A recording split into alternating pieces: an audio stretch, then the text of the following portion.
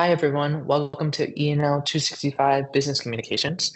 I am Dan Simcock. I'll be your instructor for this course, and I'm excited to dive into this semester to explore the essentials of business communications, what that means, all the different genres we'll tackle.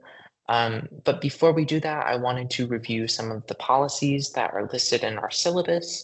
I stress that you should read it yourself before we dive into this semester, but here are some of the major points I want to get across, starting with our course outcomes. So I have four of them listed here. Here's a short summary of what I hope that we will achieve this semester.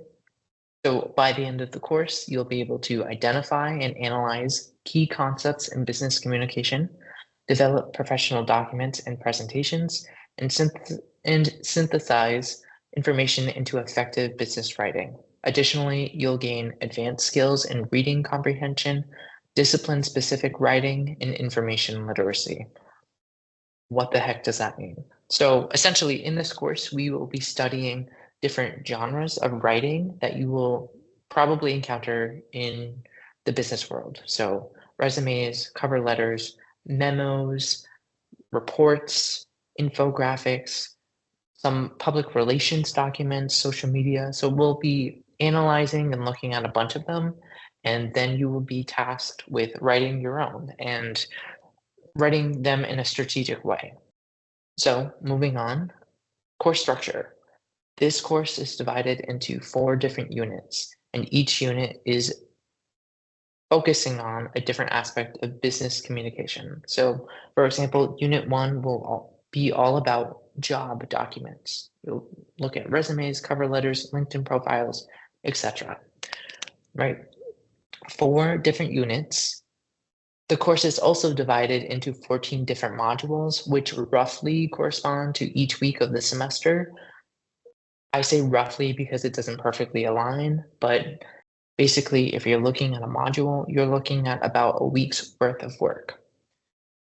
My last point I want to draw your attention to is I've created a pretty robust schedule of this course, which you can find on my courses. It lists out every assignment that we will have throughout all 4 units, and it lists their due dates. So hopefully giving you the long view of these assignments will prepare you for what you have to do early on. I will say that I release modules based on the unit. So for the first 4 weeks of this course, you may only get modules 1 through 4. I'm not going to release the rest until we're done with unit 1. Okay, so that is course structure. Moving on to late assignment policy. So kind of a bummer, but I do need to address this just because you know, life gets in the way.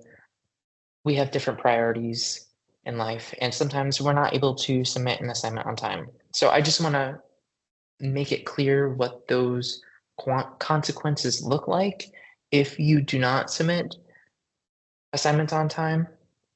In an ideal world, I would love for you to be able to work on all of these assignments on your own time, but I also don't want to get swamped with grading a million different things at the end of the semester, which I know will happen because I've done it before.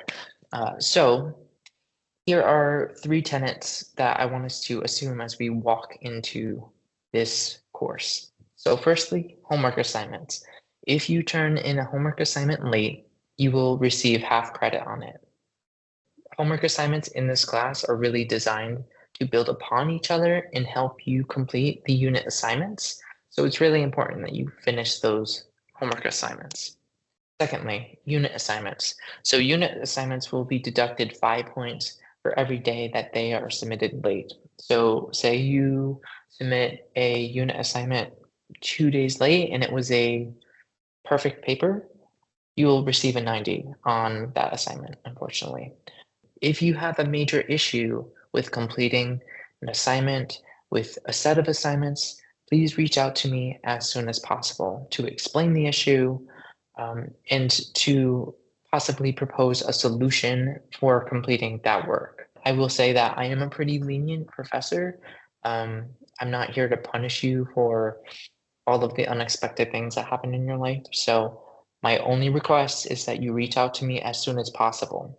What I don't want is for you to reach out to me at the end of the semester after radio silence, coming to me saying that you need to complete missing work because I'm not going to be able to help you in the last week of the semester. You need to hold yourself accountable and reach out.